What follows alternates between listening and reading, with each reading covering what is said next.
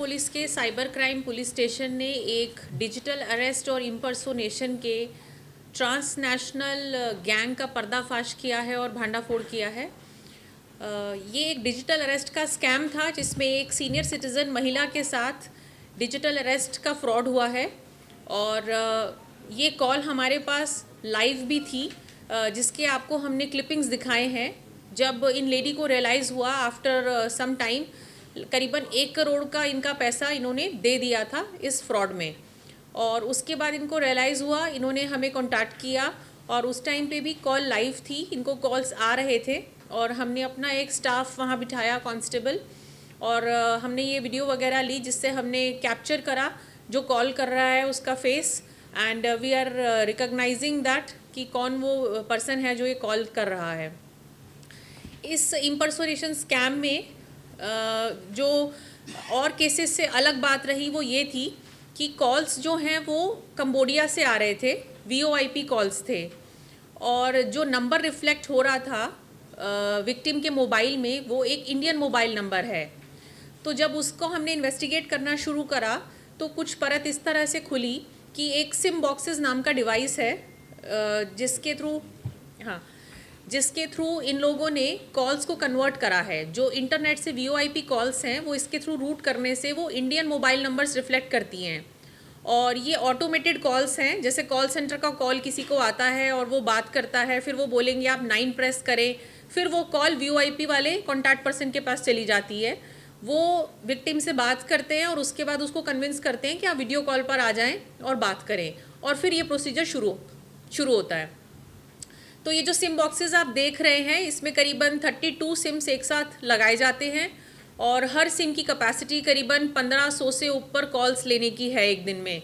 तो एक SIM box करीबन 2 लाख कॉल्स को अटेंड करता है एक दिन में। तो ट्रैफिक जो है इसमें 2 लाख कॉल्स का है, यानी एक सिम बॉक्स से 2 लाख लोगों को कॉल्स हो रही हैं एक टाइम में, एक दिन में।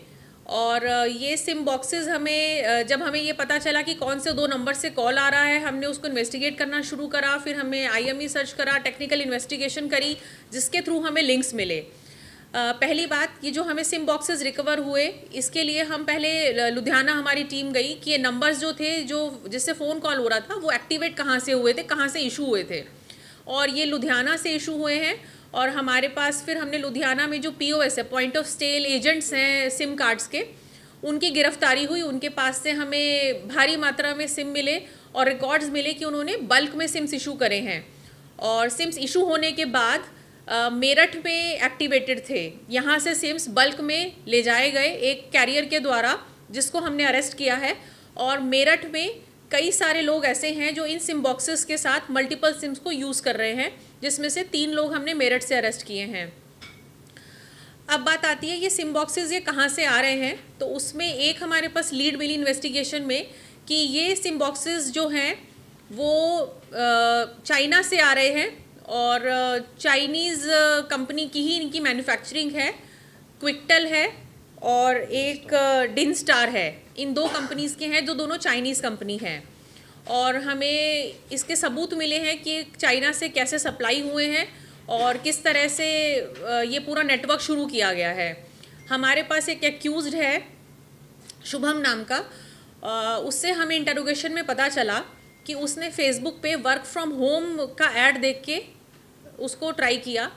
उसको फिर टेलीग्राम के एक ग्रुप से ज्वाइन करवा दिया गया, और उसके बाद वो इस नेटवर्क में फंस गया कि कैसे सिम बॉक्सेस को चाइना से रिसीव करना है, कहीं एक जगह इंस्टॉल करना है, और ये सिम में कैसे वहाँ पर उसको इंस्टॉल करके और कैसे कॉल्स को रूट करना है।